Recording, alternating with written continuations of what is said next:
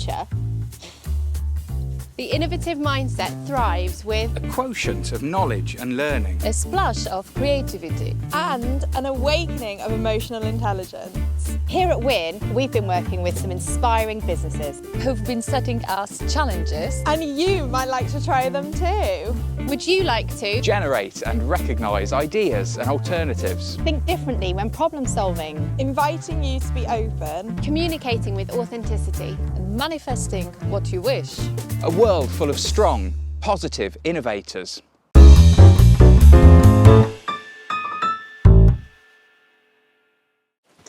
Okay, welcome Winn team to the Soul Space. This is my private therapy room where I'm going to give you a multi-sensory sound bath meditation, and hopefully it's going to really relax you, and it should bring you out of your busy everyday mind and your busy consciousness and down into the heart center and finding that place of peace inside us. That's always there, but it's quite hard to find in our busy sort of modern world. So what I'm going to do is use the sounds and the vibrations to help you find that peaceful place inside you again. And the sounds will help because they are so relaxing and they're so beautiful that all you have to do is allow your mind to focus on the sounds. So that gives your busy mind something to do while the rest of you is able to start to relax and release. Okay, so the sounds that I play, some of them will be very earthy and some of them will be quite sort of high frequency, almost angelic. So what I'd invite you to do is just be curious about how the different sounds make you feel. So do they make you feel more grounded and solid, or do they make you feel more daydreamy and etheric? And there's no right or wrong, so each one of you will experience the sounds and the vibrations in a different way. And even when you have regular sound baths, clients will say that they have a different experience every time because it depends where you are mentally, physically, emotionally. So sometimes the gongs can be very powerful, especially if you've got emotions that you've suppressed or you've trapped. The gongs will try and rebalance anything that's out of balance, either in your physical body or your emotional, energetic body as well. So it can bring up stuff that you don't even know is there, and that's not to scare you. It's just to so that you know that you might get a sudden rush of emotion, and it's like you might go, "Where's that come from? Why is that making me feel like that?" So what I want you to do if that happens is just breathe it out. So just take a nice deep breath in, breathe it out, rather than getting your mind involved in the story of where that emotion or that feeling might have come from. Just let it release, because that's what's happening. The gongs and the crystal bowls will just allow you to release anything that you don't need anymore and is not really healthy for you. And that's the beauty of sound therapy, is that you don't have to mentally know what's going on. The sounds and the vibrations will do the healing, and it'll give you what you need. Some people describe a gong bath or a sound bath as a sonic massage, and that's because the vibrations will reach right down to a cellular level, because although we look very solid, we are mostly water, and when you get us under a microscope at our smallest particle, we are just oscillating energy and vibration. So our bodies are primed to conduct these vibrations. I don't want you to kind of listen and experience these sounds just with your ears, but to actually feel like you're listening and feeling these sounds with your whole body, and especially the heart center. Okay, so what I'm going to do is I'm just going to verbally relax you down. So that'll take about 5-10 minutes, and then I usually use the Tibetan bowls for that, and I'll use certain, just for the sake of the podcast kind of information, I'm going to use certain notes in certain in certain ways and certain sequences that actually facilitate deep relaxation. Okay, so there is a bit of scientific, science to it. It's not just kind of like woo-woo magic. But really, science is woo-woo magic, that they've just worked out how it works. So it's all good. Okay, so that's what I'll do first of all. And then after I've relaxed you down, I'm just going to play the sounds then for quite a while. So no, I won't be doing any talking. And then that's your chance to just drift off and go wherever you want to go, really. Some people are very visual and they'll kind of like daydream. And where you want to go is completely up to you. So some people imagine being on their favourite beach, for instance, just relaxing and, the warm sun on your face and the lapping of the waves. Other people will actually imagine themselves flying above mountains or forests, and other people will say, oh my God, I was just kind of like floating in space among the stars. So whatever appeals to you, you can just go there. So what I'm trying to do is bring your brainwave state down from the busy, wide awake beta state, which we're all in at the moment, to be wide awake and communicating.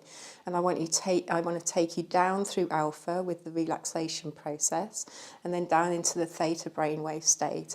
And the theta brainwave state is really, it's the magic. It's where all the magic happens, if you like. So it's where you switch over, your autonomic nervous system will switch over from the stressed fight or flight, which we're in far too much in our modern societies, and it brings you into the rest and repair branch of the autonomic nervous system. So basically it's kind of your body, because it's not worrying about anything else, it's not worrying about outside danger, it's not worrying about anything else that's going on outside of you. It's then it's like you're giving yourself permission to digest your food properly, just repair the cells, which happens when we're deeply relaxed or asleep. That's where the magic happens, in the theta brainwave state. Now you should be still conscious in the theta state, but you'll be kind of like in that lovely drifty daydreamy feeling where you're just kind of like floating off. And we're all in that state twice a day anyway, just as we're waking up in the morning, and then when we're just about to fall asleep at night. If you start snoring, you're in delta.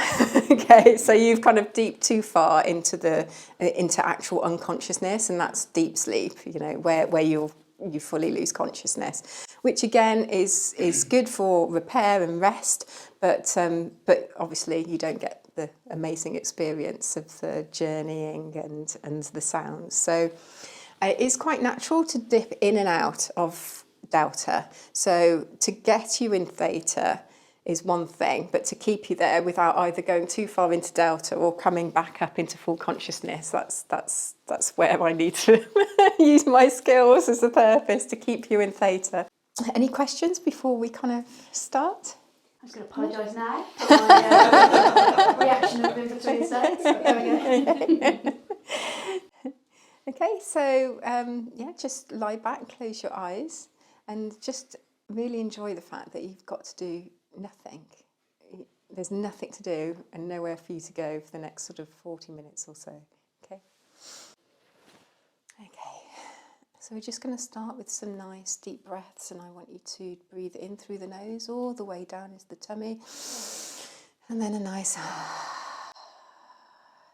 Hi guys, it's Amy from the team, and I just wanted to let you know that this is not a full sound bath. We just wanted to give you a little taster, but we didn't want any of you doing a Doug and falling asleep. Especially if you're driving, that could end in all sorts of problems. But if you love the sound bath as much as we did, you can contact Angie and go for a full experience. I know. So if you want to know how to do that, simply go on the innovation platform and all of her details are on there. Enjoy!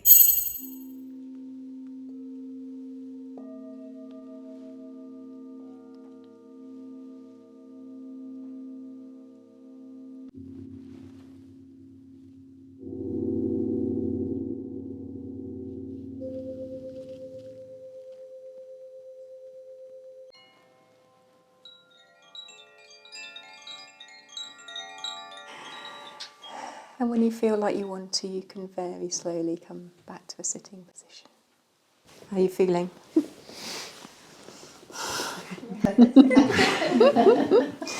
So it's very natural now to feel really quite spaced out and in your own little bubble. And of course, if you were here, you know, if you were in a group setting and you didn't know each other, then people tend to not sort of talk. They stay in their own little space and then wander off home and carry on relaxing at home. What I will do is offer you some chocolate and some biscuits. And this is the only time where there's no calories involved because you'll burn it off by grounding back into the body. They are vegan if you... Nobody snored, so that was good. So if you were asleep, I didn't know. I love some of the sounds that were made. I couldn't work out at all what was making it. No, that's something that I usually say in the beginning, is not to kind of think too much about it, because it can keep you in that higher sort of conscious state rather than just going deeper. And yeah, some people like to have a sneaky peek as well, which of course is kind of like, it keeps you up in that sort of fully conscious awareness. So There was one at the start. You started with the gongs, and then I don't know what it was you were playing, but something came out with a different sort of sound, and I was like, oh, I like that sound. was it a wah wah wah? Yeah, that sound. That was it. So that's a wah wah pipe, which is that's here. Not a wah-wah pipe. Yeah, because that's the sound it makes. So it's kind of, yeah. So this is it's 5 to 8 hertz, which is supposedly really healing and heart opening. So different hertz and frequencies align with different emotions and different sort of things. So it's that one. That's the one. Yeah. So there's a higher one as well.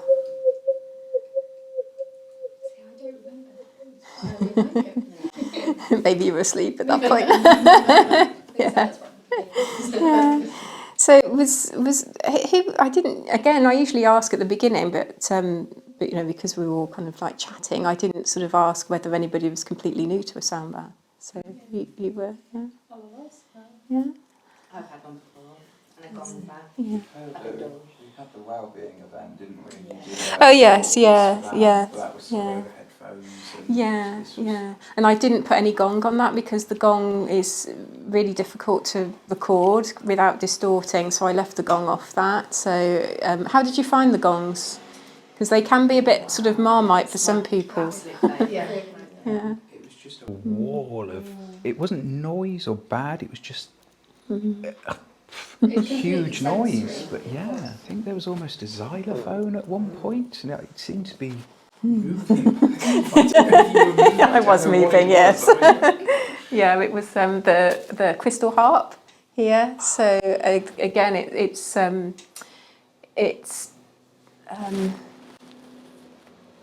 what do you call it? Tuned to 432 hertz, which is different from our standard pitch musical tuning, which is 440, which is slightly higher.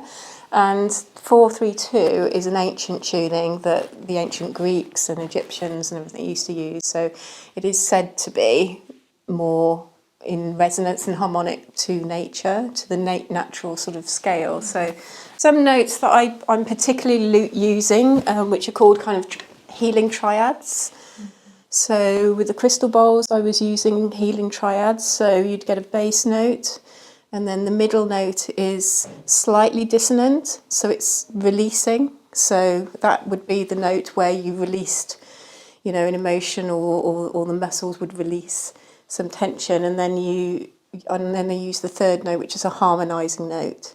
So it brings you back into, so I'm giving you the fundamental note, and then a releasing note, and then a harmonic note. So you release, and then you come back into harmony. So there's method. There's some method.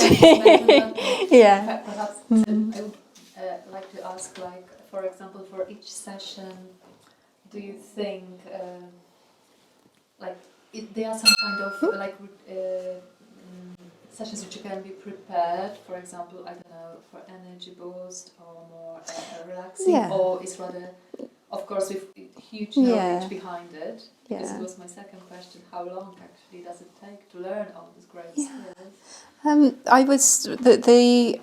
I trained for nearly 2 years. So I did my level 1, and then I went on to the practitioner training, which is a year's course. And it's a lot more involved than you first think. You think, oh, how hard can it be just to, bang some bowls about? But actually, that is something that actually, as sound therapy becomes more popular and sound baths become more popular, that is something that I would advise people, is to make sure that you go to somebody that is properly trained. Because if you use these notes in the wrong way, if you play the gongs too loudly, then you can do more harm than good, really. But what I love about these private sessions that I do in this room is that I can tailor the session to, if you all came saying, oh, we're just really stressed and we need to relax, then that gives me a clue to what to play when. So the scale here is just low C to high C, so that's a full octave, which is relaxing. But if I played these two, that's slightly dissonant, you see? But this one, that's the harmonic fifth, so that's the most harmonic musical interval you can get.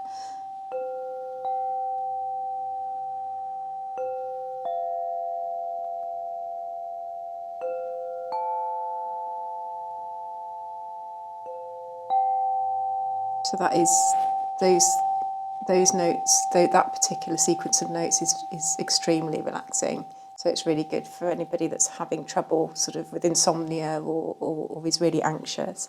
So some people come here for just relaxation, other people on a more spiritual journey. So if, for instance, you were into sort of angels and connection with your spirit guide, then I can use sounds to facilitate people getting into connection with their higher self, with their spirit guides, with their angels. And also, I would usually do more affirmations at the end. So, and then I can tailor the affirmations again to your specific needs.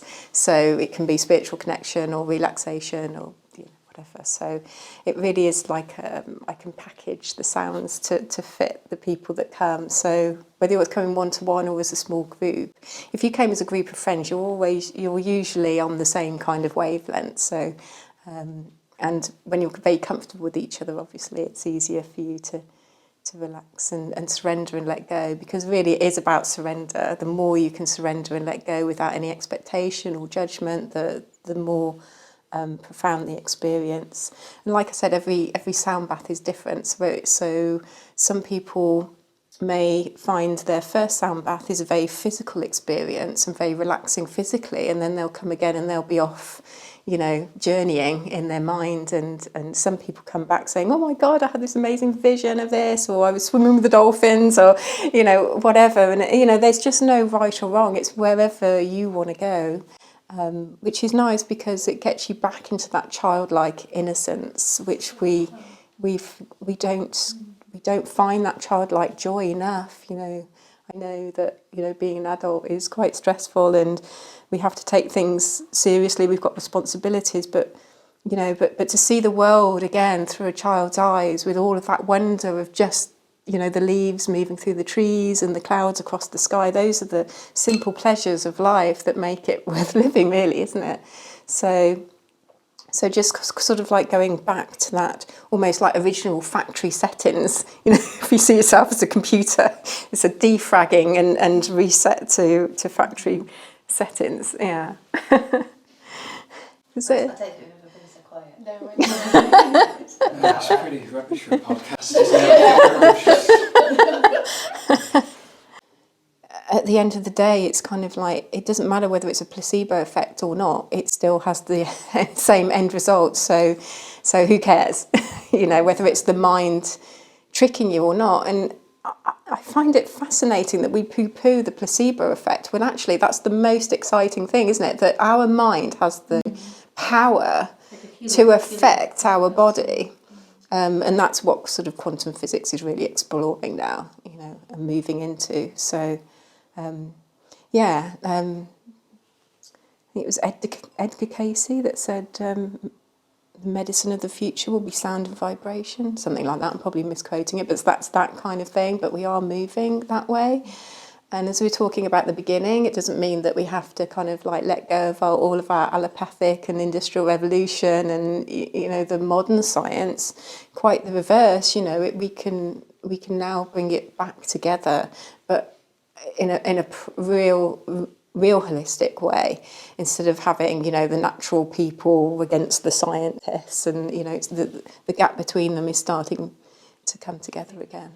Yeah. It was like the monks, Tibetan monks, and they proved exactly like vibration and frequency. They even kind of like cracked the rock. I think it was the rock experience just made. So yes, it does work. Yeah. And something we want to day to day bring more into that mindset we were saying before, if it's a good thing to do to feed the mind, feed the soul, to go on and do more, you know, in business and all those things. And I think having a recognition and hopefully a bit of more of an understanding of it is exactly what's With the heart-mind coherence, the heart-mind balance is so important. We're so mind-heavy, we're so mind-orientated, but unless you're anchored in that heart centre first, that place of compassion, unconditional love, and just neutrality, then you won't make the right decisions. You know, you will react rather than respond to outside stimulus. So, just taking the time to just get still and just breathe. And it's the same for creative solutions as well. So how many people, you know, will use the mind too much and go out and knock on doors, whereas actually they're expending energy knocking on the wrong doors because they haven't first taken the time to go within and get that sort of inspiration and get the receptive hits, I suppose, from your intuition. And what is right for one person is not going to be right for another. So thinking, oh, well, so-and-so's doing it this way, so therefore that's the way that it should be done, may work for you, it may not. And when it doesn't, that's when people get frustrated, they don't understand why, and, you know, it becomes a kind of like a bit of a negative loop, doesn't it? So, yeah. It's very, very important to take that time to go into the stillness before you go out into the world with action. So unless you have the information first, then you're just expanding that energy, you know, maybe in the wrong way. So it's got to be a win-win, really. Yeah. Well, how do you guys all feel? It was your first one. Give us a bit of a summary of how you're feeling. Very chilled. Really chilled and just sort of, yeah. It was, like you said, it was an all-over experience, and you did feel the sound waves, or and really zone out, which was nice. Something we've done very often. And it's funny, isn't it? Because although, I mean, that was only, well, we've been talking now, but it was really less than an hour. And everybody can find an hour in their day. If they can't, then you know, you really need to do some serious thinking about your priorities, because unless you make yourself a priority, you can't give to others. So it's that old, you know, that saying, which is, you know, it's a bit of a cliche, but it is true, that you can't give from an empty cup. I'm so glad you said at the end you'd feel spaced out. Absolutely. Yeah. Totally spaced out. Yeah. And you okay there, Rose? Yeah. No, I like the fact that, cause I could feel all the vibrations at my arms and my legs, and I was like, is this normal? Am I getting pins and needles, or is what's happening? And then when it like stopped, because I only got it on certain sounds, I didn't get it on all of it, which I thought was really interesting. So that the certain frequencies that were doing that were the frequencies that you needed, either to shift something that was out of balance, or, you know, as a kind of a, you know, a missing piece vibrationally that you're kind of missing, that you needed a bit of, sort of thing. Yeah. So normally, you know, I'd advise you to go home, and because usually people have this in the evening, and then they go home and have a nice warm bath, and then can go to bed. And people often say they have a really good night's sleep. You know, they sleep really well, really deeply. I want you to drink plenty of water for the next few hours because, like I said, that you know, as you've felt, the sounds and the vibrations do work right down to a cellular level. And what happens with the cells is that they plump up and they open up, so they can release, you know, toxins and stuff that they don't want to hold on to, and they can let the good stuff in. So it's sort of anything that your body's like tried to release, the water will help hydrate you and flush it through. So it's really important to drink plenty of water. Thank you for an amazing experience. You're very welcome. Thank you very much. Fabulous.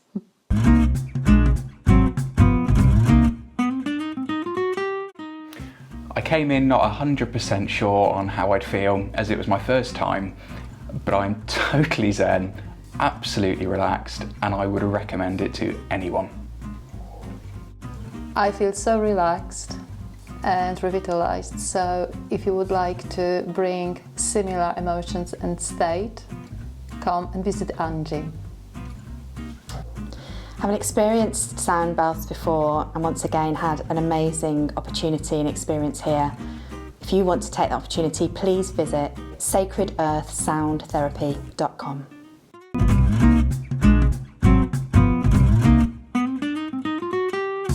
Hi, my name is Anita Neal. I practice 5-element acupuncture, and I'm delighted to have you all here from the Winn team to do podcast. Thank you for having us. Yeah, you're welcome. So what I'm going to do now, I'm going to give you a little kind of taster session of the treatment, and afterwards we'll go through it, and I'll explain how I diagnose in 5-element acupuncture, how I do pulse taking, how I look at the tongues, and yeah, I'll have a look, see what kind of imbalance I find within you, and see how you experience it. I'll do something called moxibustion. I'm not going to do too much today because it's a scorching hot day. So I'll just roll little cones of moxa, which is mugwort, a herb that I put on specific acupuncture points. The needle helps to move the energy in the body within the meridians, and the moxa, the mugwort, helps to move the blood. It's very nourishing.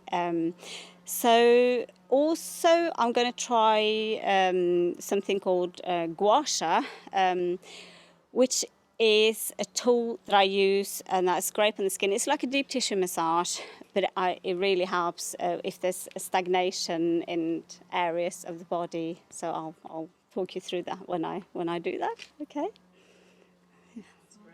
Yeah, sounds amazing. So yeah. Going to come out of this session zen. Yeah. Ready for the day. Hopefully Simon feels zen at the end of it as well. I'm not feeling zen now. Wonderful, it's exciting. Deep breath, meditation. Jan, it's brilliant that you've taken a little bit of time to have a chat with us. We've obviously come for our challenge today, but we wanted to just have a chat with you because we know that you're a big advocate of acupuncture and got your own sort of story to tell with some challenges ahead of you, which we want to hear all about. So can you give us a bit of background how you sort of, came into it and what your experience is so far? Sure. So I suppose the particular health concern is the wrong word. I'm a competitive track cyclist, so I'm asking quite a lot of myself. I work full-time also. And people think that a lot of what you need is the training, but actually the recovery is important. If you don't recover from a training session, you can't go again. And as you get older, it's harder to recover. So I've always tried to support myself. I've always looked for natural ways to do that. And working with, I have a coach, the number one priority is to be healthy. If we get the performances or wins coming out of that, that's fine, but there's no shortcuts to be taken. So I've always looked for ways to support myself, and I love the ethos behind this, which is, you pay someone to keep you healthy. So I came in, actually met Anita because I had an issue with tennis elbow. It had been going on for over 2 years. I tried everything. I'd even tried acupuncture before, it hadn't worked. Physiotherapy, rehab. Last resort was a steroid injection, which is horrific, by the way, and makes acupuncture a walk in the park. And nothing worked. So I don't want to say I was desperate. It's a treatment I would embrace anyway, but incredibly, Anita addressed that very quickly. since I've been seeing her, and bless her, she's seen me go through the loss of my mum, so she's picked up on emotional sides, and yeah, I've kind of gone through an awful lot with her in a short time. Amazing. So you've found benefit quite quickly by the sounds of it, and that helps, Oh. I think, sometimes, doesn't it? If you... Yeah, it's funny when you're living with long-term pain. I think you don't wake up and go, "Wow, I'm not in pain anymore." You just think, "Oh, I can empty the dishwasher." Maybe that's not such a good thing. But you realise that you're living without pain. You kind of have to remind yourself. So that was a real benefit, and I've stuck with Anita because I think that the treatment is really supporting me, and I'm trying to set a new world record age group. Over 2K, and it's not something that's going to come easy. It shouldn't come easy. So I really do need kind of to support myself in preparing for that. That's so inspiring to hear as well. You're going out and doing some challenges and really getting out there, but knowing the benefit that these things, because some people possibly see it as a little bit more holistic and give it a whirl, but I think the impact that it can have, like you say, very physical, quick evidence to go, that worked. Absolutely. I mean, all of these treatments, for me, you have to find someone who you relate to personally and who understands you. Anita's incredibly empathetic. I mean, we've spent quite a lot of time just talking because she needs to get a sense of me and where I'm at. After I lost my mum, obviously, took a real hit emotionally. Took a while to come out, and she's helped me process that and deal with all of that, and supporting my beautiful dad. But she's now treating my father, which is really nice to hear. So, I mean, ongoing, it's a treatment that I would continue with to kind of look after myself. But right now, I'm seeing the benefits, and I feel amazing afterwards. Fabulous. And if someone was thinking about doing it, what would you sort of say to them? What would you encourage them to?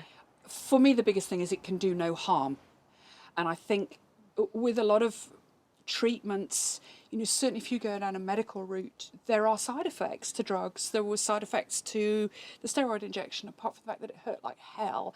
It wasn't something I did easily, and it didn't work for me. There are times when traditional medicine is absolutely what you need, but there's usually a side effect. With acupuncture, there is no side effect. It's only good. And so for me, I'd say try it because it can't hurt or harm you.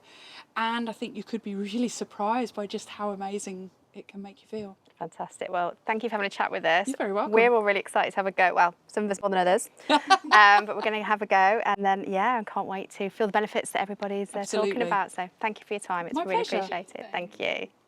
Right, well, you all had a little taste of what acupuncture can do. And, some of you might find the needles worse than the others, but hopefully not too bad.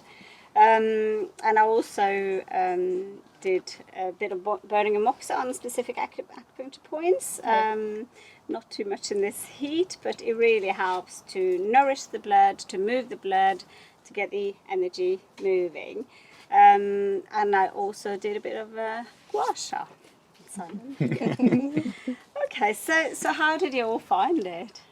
I felt amazing after, and just watching everybody come out, it was so interesting. And again, you all looked amazing as you came out. But it really real beneficial for. I can't talk. There you go. There's a first. Is that good? I can't actually talk. So there you go. Yeah, it was really good it's something new that I haven't tried before, but I did enjoy it. And like you say, you sort of come out and you feel like, oh yeah, that was even just a small sort of taster of it. You can definitely tell the difference. Yeah.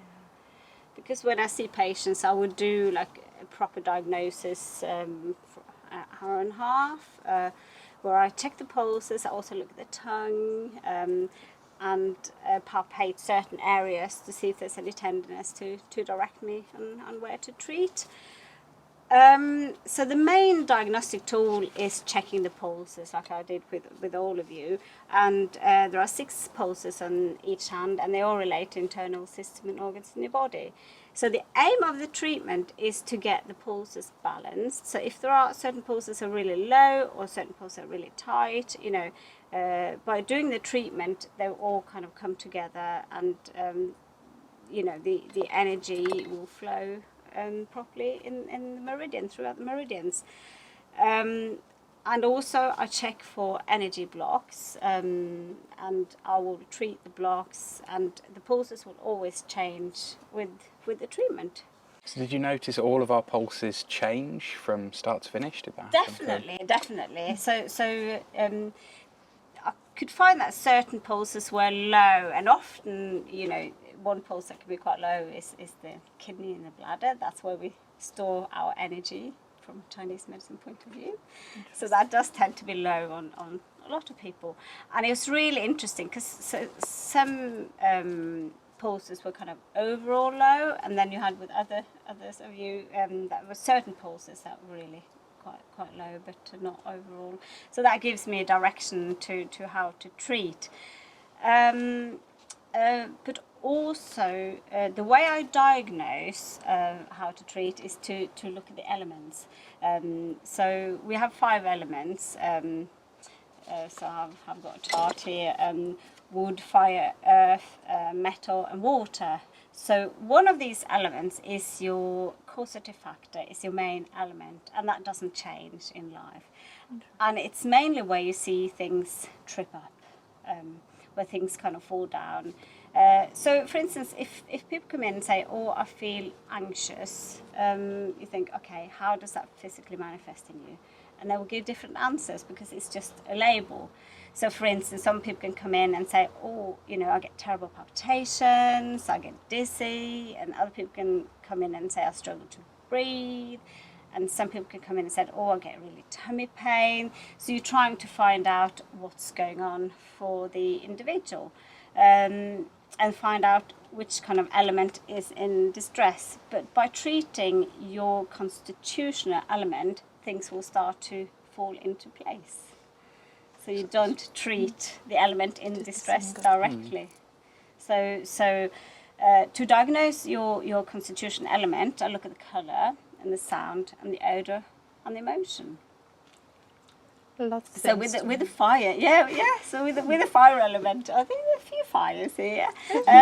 So you can see kind of an ashen colour, and it changes with the treatment. So it gets more kind of pink and more kind of get the blood moving basically.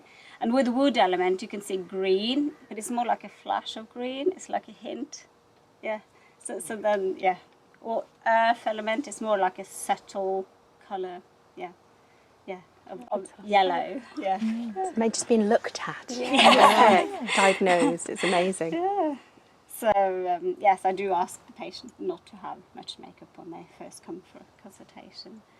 And the odours relating to the element, you know, fire is like scorched, and with wood is rancid, but also you have different odours depending on if the person is balanced or not. You know, with like an earth element, sometimes it can be quite heavy and cloyy and not moving, and then in half you get more like a fragrant, nice kind of odour.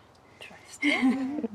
So and with the water element, you know, the odour is putrid. And it can be kind of fresh, like you by the seaside, or it can be really heavy when things are not moving. So interesting, and the fact that again it can just change you, just to get that bit of balance again, then just puts you into that state of this feels more where I should be, and absolutely, like I say, it's a bit of magic, but we'll all go with that. I think it's and well grounded in the science side of things. So fabulous. But you were saying, Anita, as well, you used to be a nurse, didn't you? And then you got into this, you know, from that. So again, you've had that medical background to then come into something like this where you can make such a difference. So if you can tell us a little bit about your journey as well on that side of things. Yeah, absolutely. I've been doing acupuncture for 15 years, and I used to be a nurse. And I wanted to specialise in an area to do with working with people, and I couldn't quite find what I was looking for in the nursing field. So I spoke to a few local acupuncturists, and just hearing the passion about their job really threw me. So I thought I needed to look into that. And that was it. The journey began, and I did a 3-year degree course in acupuncture in Leamington. And then since then, I've done an extra 2 years training in London, and also I've been working with kind of acupuncture guru. She's kind of the most renowned in the field of acupuncture, Nikki Bilton. She used to come over from Canada 3 or 4 times a year, and I've done a lot of training with her and a 2-year course with her in London. And we've also had clinical days. It kind of reminded me of the clinical days now. So we treated 5 patients, and there were other advanced practitioners observing the treatment and taking the pulses. So we were all kind of planning the treatment ahead for the individual patients, and those are patients kind of we've seen for a while, but we had kind of certain struggles or issue with, or just confirming what we were doing. So having that feedback from a clinical point of view is brilliant. So. I never realised there was such training, but having never gone near acupuncture, that's quite reassuring. There's so much training that somebody can do or has gone through.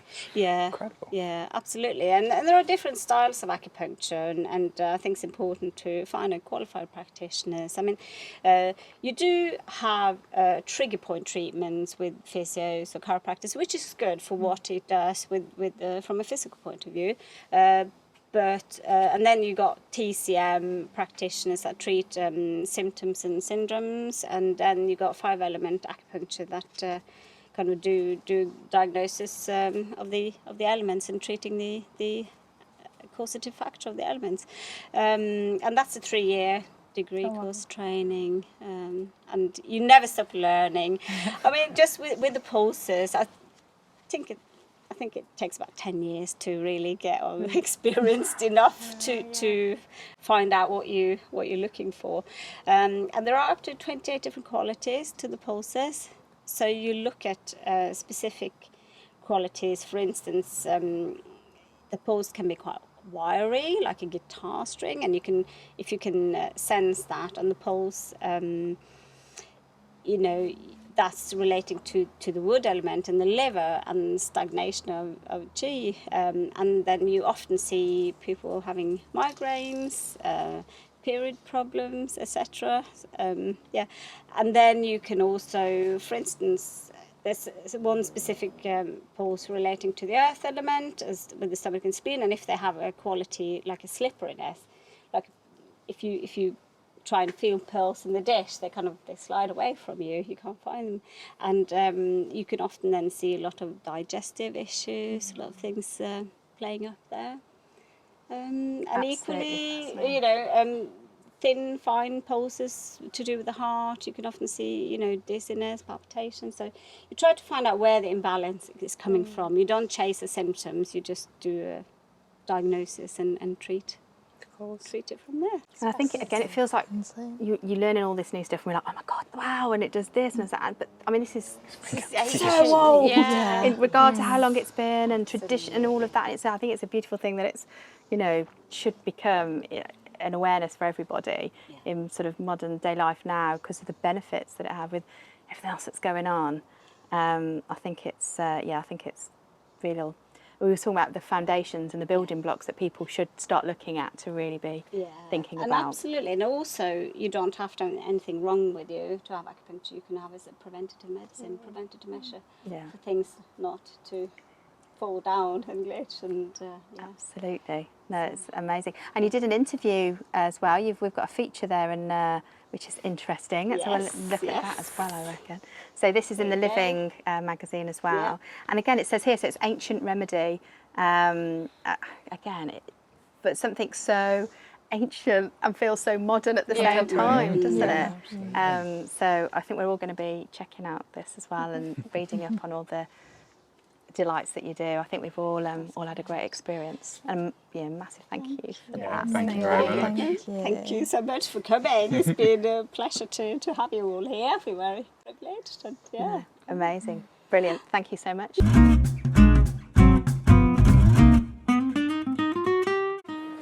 Well, for somebody who's scared of needles, that was a fantastic experience.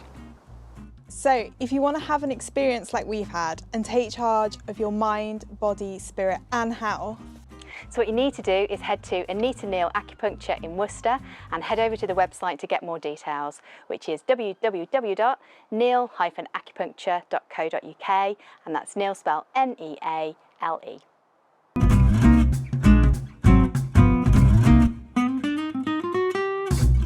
Welcome, Win Team. You're now in my hands. I'm going to introduce you to a magnificent technique that first got introduced to me in 2000 by my meditation and Tai Chi teacher, who told me that she'd paid thousands to learn this on a beach in Thailand. And I first had an experience and got a euphoric feeling from it. And what it will do is relax you. And it works directly on your unconscious mind. How it works, I don't quite know. It's a bit like the internet. Do you know how the internet works? You all use it. Do you know how a car engine works? No, but you probably mostly drive. So we're not exactly sure how it works, but it's a mixture of acupuncture, because we're tapping on acupuncture points whilst we're thinking of things that cause us some level of distress. So it can be fear, it can be sadness, it can be frustration, it can be anger, it can be anything that's not happy thoughts. And we tap them. And when we're tapping, it creates more of a sense of ease. And so it's called they're called emotional freedom techniques. So we all wish to feel more emotionally free of the negative stuff that's going on inside of us. There's been amazing results that people have experienced with all different types of things over the last 20 years or more. And it first came from something called TFT, which was thought field therapy, and it evolved into something called EFT. We'll just call it tapping. Win Team, are you ready to tap? Yes. Yes. Let's tap. All right, okay.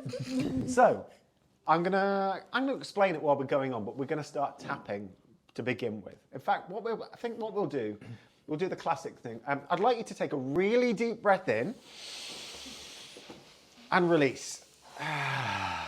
And another really deep breath in and hold it a little longer and now release. Now you're getting some oxygen into your brain. And one more and hold it, and now release. Okay, and now breathe normally. Now I'd like you to take a breath in just normally now and just see if there's any kind of restriction in your breath. Most people who carry some tension around, there's a feeling of like, there's a little tightness, there's a little restriction. So on a 0 to 10, maybe you haven't got this going on, but on a 0 to 10, if 10 was really restricted, I can hardly breathe in, and 0 was then like calm and you were like, a version of the Buddha, you could easily meditate. Roughly where are you, Anna? 0 to 10. If you think, where's your breathing and restriction in your breathing? Around 4. A 4. I would say about 8. An 8, okay. Simon? 2 or 3. 2 or a 3. Simon's surprised by that. Okay. About 5. 5. And Robin? Yeah, around a 4. Okay, so you've all got something. So other than Simon, who's pretty much like a Buddha, sort of like he's operating there, but you still have something. You're still aware of that. Okay, so let's just work on that to begin with. Now, what we do is we take our magic hands and just tap using 2 or 3 fingers the side of your hand. It's the fleshy point. We call this the karate chop point. And it's linked with your lymphatic system. And we start here. There's many points that we start tapping on, but we just start tapping here. And I'm going to go through all the points, but I'm also going to say some stuff. And if you're willing to go along with that, just repeat after me. So even though I have this restriction in my breathing, Even though I have this restriction in my breathing, I'm okay. I'm okay. But I do feel this restriction. But I do feel this restriction. And I wish to breathe even more deeper. And I wish to breathe even more deeper. And relax deeper. And relax deeper.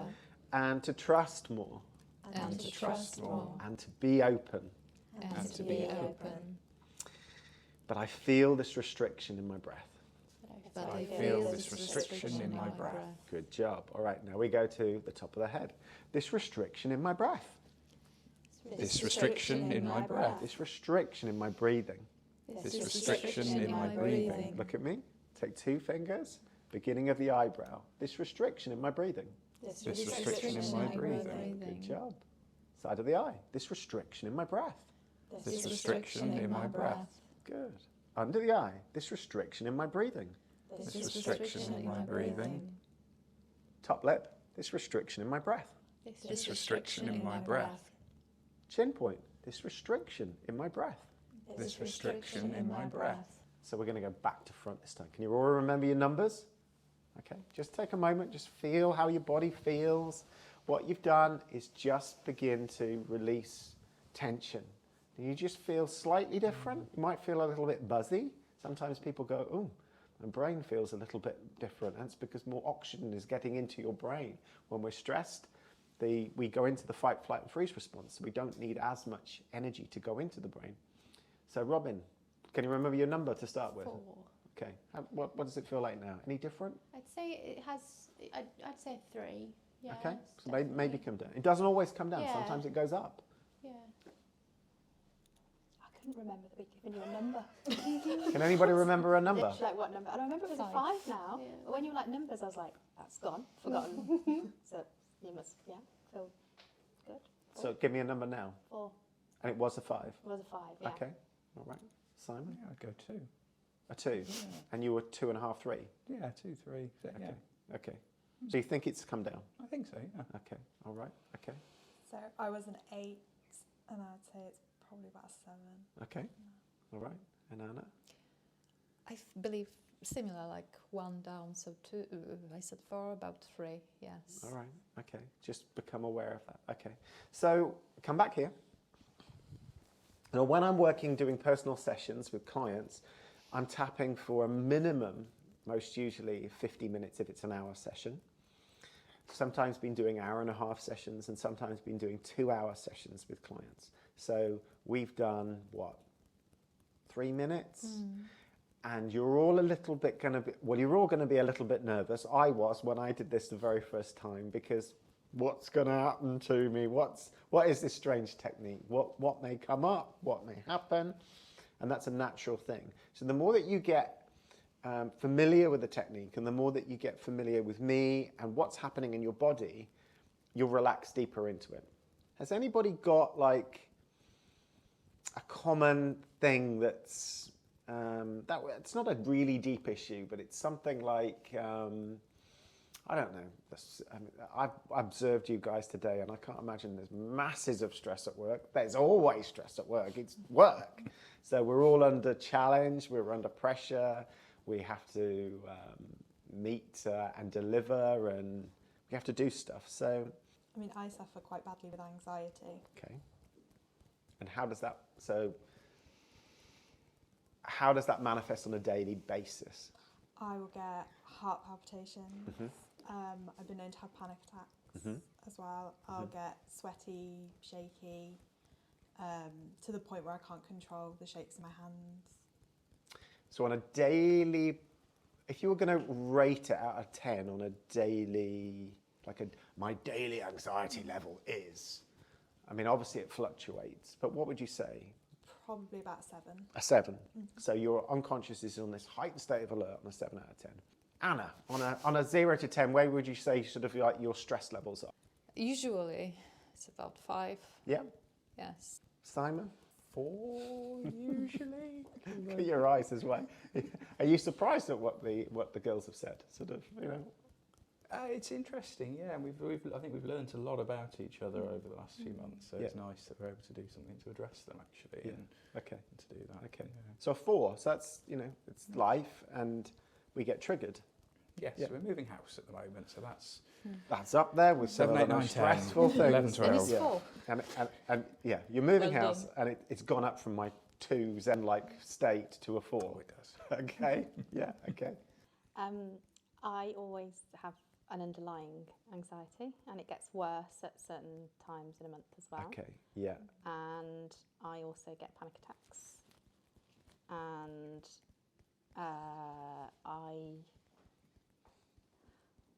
I don't know what to, like, sometimes it can be ridiculous the high 10 and you don't know what to do and you just don't know where to go, to underline all the time, probably 5 or 6. Okay. Robin? Similar sort of thing, yeah. And it has mainly been since the start of the pandemic, really. I never had sort of some anxiety before that, but since that's really sort of heightened it. And I think most people probably have felt a little bit more than they've ever had before. I'd probably say, like, daily sort of like around a 4, and then it can shoot up and it can go down, but... And if we were to turn here as well, I think these guys would also say something, because no one is like the Buddha. The Buddha is the most, he's gone like that. For the benefit of the cameraman has gone up here. So the Buddha was around 2,500 years ago. His name was Siddhartha Gautama, and the Buddha means the awakened one. And the Buddha is the most iconic figure, more so than Jesus, because Jesus, they usually just have Christians have the cross. So people have the Buddha, and they put the Buddha in the garden, and they put the Buddha in the lounge, and they put the Buddha in the bedroom. I've even got a Buddha shower curtain. Why do we have that? Because the Buddha is a symbol of peace and being. The Buddha has no anxiety. The Buddha is in this state of being, and we're attracted to that. But humanity, for centuries upon centuries, have been in these heightened states of alerts because we are wired, this brain actually is 2 million years old, for survival. And so it keeps us alive. But when we're in a state of survival all the time, when we're living in the head, we can't really live. We can't really experience life if you're in a survival state all the time. Sometimes I'll get clients who are really 10s, 9s, maybe 8s, and they're constantly like that all the time. And that's when they've got mental health problems. Human beings get into these states because they don't realize they're in relationships that don't serve them, jobs that necessarily don't serve them, and stress creeps in and we get used to it and we get to these boiling points. Now, if we could have a technique or something that could help turn it down or at least simmer it, this is one. And it's something that I was introduced to because when I first came into this, I was 10s, 9s and 8s, very bad mental health. It wasn't just this that I used, but this was a wonderful, wonderful technique that I started to use, and I still use to this day. Now, you're tapping right now, but you are doing something, and sometimes I will just be talking with clients, almost like a counselor or a psychotherapist, but whilst you're talking here as well, it almost just lifts things. Somehow it's connected with the unconscious. Problems always stem from the unconscious. We might think that they're conscious, but the unconscious is the most powerful thing that we're actually in control of. It's a master computer. It's been said that the unconscious mind might be as powerful as like 97%. And you think you're in charge of your life? Well, you are, but your unconscious is the huge, huge master computer that you don't even realize half the things that it's doing for you. Are you growing your own hair? Are you growing your organs? Are you digesting your lunch right now, consciously thinking about it? Are you breathing? Yes, don't have to think about that. All these things that the mind does for us. So the more that we're able to access the unconscious, and this is an unconscious tool, we can use unconscious tools on the unconscious mind at an unconscious level. Jess, hello. Hi. Nice to meet you. Great name. I keep wanting to sneeze. I've been wanting to sneeze. Yeah, but that really, when I tap, it not irritate, but it does make me want to sneeze wherever I'm tapping around my face. What is it that you don't want to hear? So all these things have really related unconsciously. So think about something, what gets up your nose? Okay. And so it's related. It's your unconscious. It's like, achoo, what happens? Why does your unconscious, so think about it, do you consciously sneeze?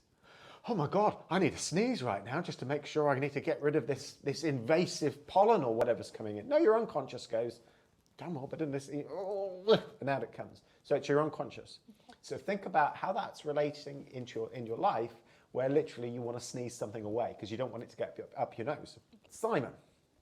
I've got nothing. I think I'm so busy just tapping. We'll take a mould of you. You are the modern day Buddha. We'll have a Simon. Have you got the Buddha? No, I've got Simon. This is keeping me occupied. Brilliant. Some people are lucky and they don't carry lots of stuff with them. And they have a personality that you might well have, which is kind of like, people are like water off a duck's back. it's a different life path that you're on, and it's Storm in a teacup. Storm in a That's my teacup. thing, yeah. Brilliant, Storm in a brilliant. teacup, that's it. Okay, Amy. I'm certainly feeling it in my sort of lower body, but that's where I suffer with my IBS. Okay. And things like that. So it's like a cramping, and it's like my body's almost like just going concertina and in. Yeah. It doesn't really feel like someone's pulling out, or it just feels like it's just something's being squeezed really hard. It's a very IBS issues. Any digestive issues, it's about digesting life, and when you find life challenging, one of the first places that it will manifest is IBS. The reason for that is your energy needs to go in fight, flight, and freeze. It doesn't need to digest that meal that you just had. That woolly mammoth that you just ate doesn't need to go there. The cut that you had last week doesn't need to heal if that saber-toothed tiger is jumping out on you. But the reality is we don't lead lives like this, but it feels like. What will happen is the more that we do this is that the body does what it does normally, which is heal itself. It regulates itself. The reason it doesn't do that is because the master computer overrides that and goes, no, we don't need the energy going to the bathroom. You know, what was it? Avoiding. We need to avoid the bathroom. Then you heat the bathroom up because it's going somewhere else. So most likely, without going too deep, this is a pattern that you probably learned from a very young age, which was like a way of like, the only way I can survive through my life is if I avoid these things. And so we take that as we've learnt it, a survival strategy, and we go into life, and we get older. And when it becomes a problem is it no longer serves us. It's like an old program on an operating software on a computer. And it's like it got us through like our childhood, or it got us through like our teenage years, or even our early 20s. It's most usually childhood, because that's where the brain's developing and learning.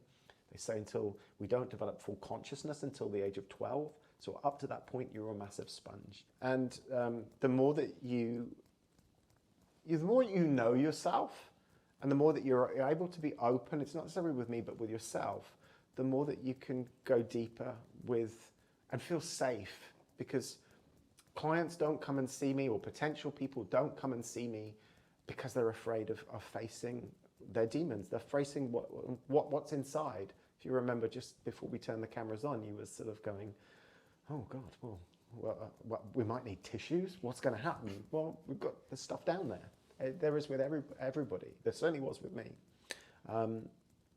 And it's, what do they say? It's better out than in. All right, so stop tapping. Oh, what a relief, what a relief. Okay, all right. And just feel what it's like in your body. Close your eyes.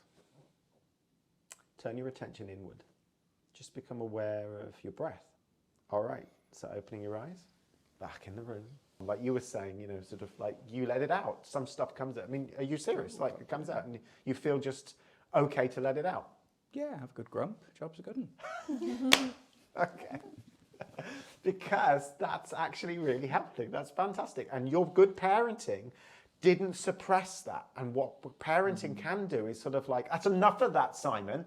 But you were like probably grumpy, and they were like, oh, let him get on with it and let him get out. And you did, and you calmed down, and they're like, yeah, he's back to normal, that's fine. And so that is actually really healthy. And it's really interesting where she goes, yeah, he's all grumpy and whatever. But You just let you get on with it that way. Absolutely. You've got no choice. you've got no choice. Your brain is so conditioned that way, and that enables you to feel that level of peace that you feel. Yeah, okay. Would you say journaling and things like that is a good way of, doing definitely. getting that out? Yeah, definitely. Because you're contacting deeper emotions. It's you need to become aware fully of what's going on. What you can find through journaling, not that I did a lot of it, I used to, like in my early 30s, but I don't do it now. But what you'll tend to find if you do journaling is that you'll find patterns. And you'll find that, oh, I'm doing that again. God, I wrote about that 6 months ago. Okay, so this point is for anger, or even rage.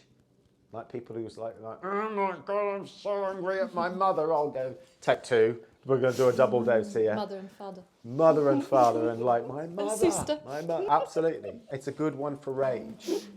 It's a good one for rage. Doesn't have to, you'll pay. Under the eye, this is a good one for anxiety. Okay, top lip, this is for embarrassment. Chin point is for shame. You can all follow me. This point is for anxiety as well, slightly different. And this one under here is for anxiety, and it's like fear of the future. So when you kind of obsess about the future and you're worried about the future, this is connected with the spleen and fear of the future. I tend to do this one a lot. And I just like breathe in. I'd listen to some binaural beats, which help me to meditate more. I can go on a Shakti mat, which is like a bed of nails. You know what a Shakti mat is? Yeah, it's like a plastic mat made in Sweden. Actually, they've been manufactured or made, and I can do that and this point, and I'm like, oh, now this is a really interesting bit. Your brain has two hemispheres. There's a right brain hemisphere, which is your creative part.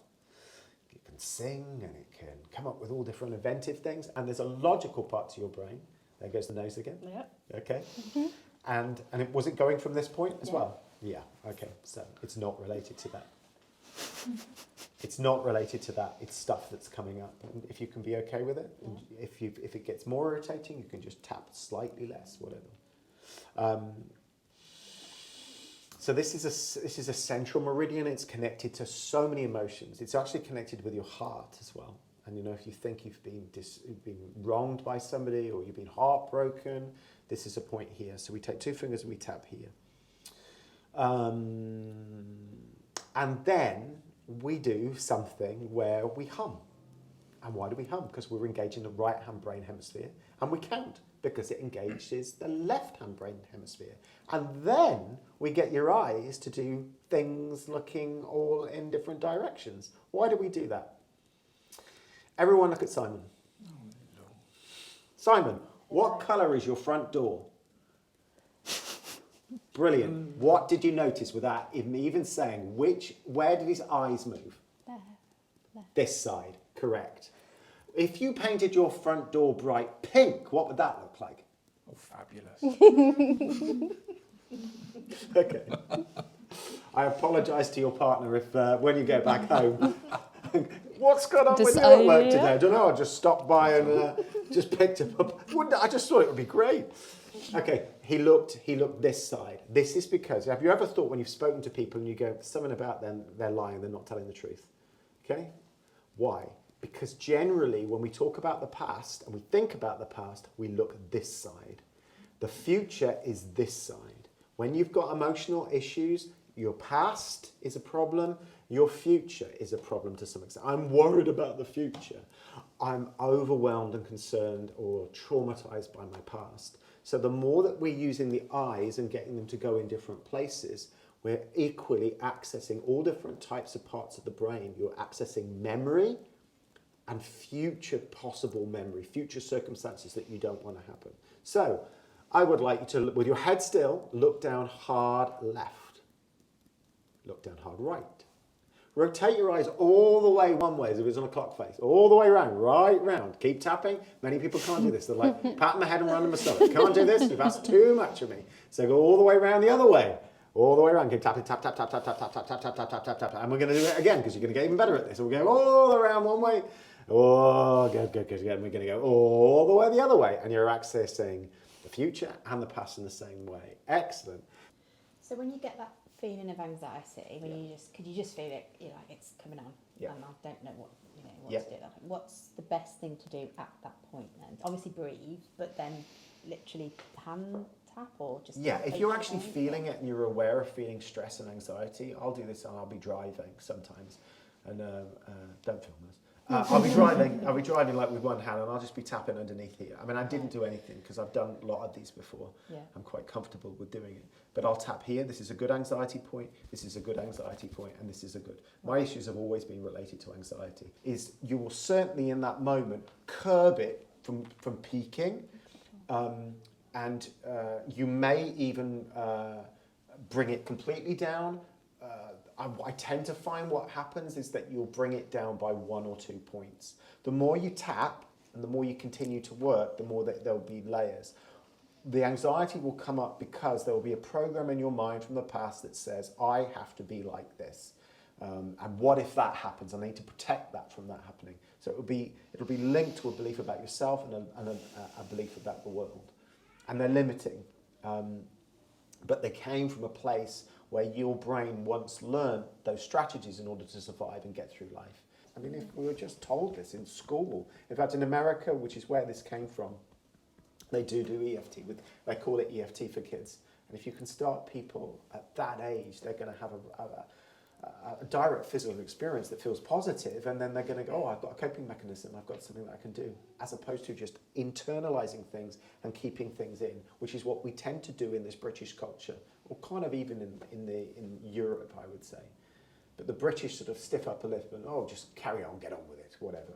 Well, we've got to move past that if we're going to have more of an awakened mind, and we're going to follow success. One of the things that I do is from NLP is you model success. You model where it's worked. You know, Scandinavia is fantastic. I've spent some time in Finland and spent nearly 6 months in Sweden a few years ago. And how they deal with their mental health and how they deal with like the prison system, it's far more open than what we've got. And the results are that people are in good shape, and we have to learn. You learn from excellence. Einstein said, if you do what you've always done, you'll get what you've always got. And if we keep just popping pills and then thinking going to see a counsellor is the only option, not saying that that's not the right thing, and I did that for many years, and it does help, but there are other things out there and other things that are available. And if we're going to be innovative, and we're going to be, what was the awakened mind, or what was, I can't remember some of the stuff. That is to look around and see what works, and to model people who've actually got better, or who've had some transformation. That would make sense. It's obvious. It's the same in business. If that person is doing well in business, if you model what they're doing, you've got a damn good chance that you're going to get the same results. If not, you're not going to be a million miles away. But it's like modeling a recipe. It's like if you produce a really bad chocolate cake and someone else makes a really good chocolate cake, and you never learn from their recipe and how they're actually doing it, then you're always going to make the same rubbish chocolate cake. And it might be just a few things that they're doing, baking that little bit longer, that little bit less sugar, that little bit more cocoa. Well done, everyone. Well done. Thank you.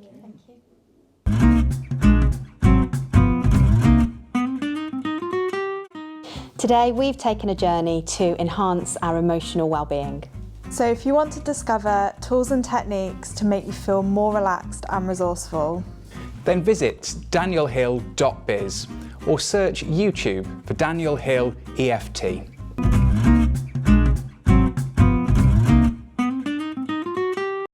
So now that you've listened to the podcasts, we want you to get involved. Head over to the innovation platform where you can find out all the behind the scenes of the podcast episodes, as well as all the other episodes. I know.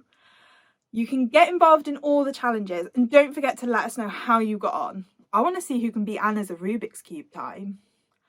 And finally, you can also get involved and see all the amazing businesses that we feature within these podcasts. So what are you waiting for? Stop listening to me. Get on the innovation platform. Address below. Okay, so I'm just going to cut in. This is future Amy. Realising this is a podcast and you guys can't actually see the web address for the platform. So that's my bad. Sorry, guys. So to find all your podcast extras, behind the scenes, areas where you guys can also be involved in our podcast journey, head over to win-hub.wazuku.com. That's win-hub.wazuku, which is spelled WAZOKU.com. Look forward to seeing you all there, trying out the podcast challenges.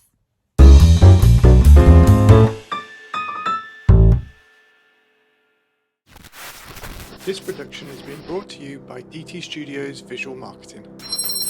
Directed by Terry Livesey, producers Jess Antley, Terry Livesey, Douglas Anderson. Presenters Jess Antley, Amy Bromwich, Simon DeGarris, Anna Makowska-Vines, Robin Rooney. supported by the European Region Development Fund, HM Government, Midland Engine.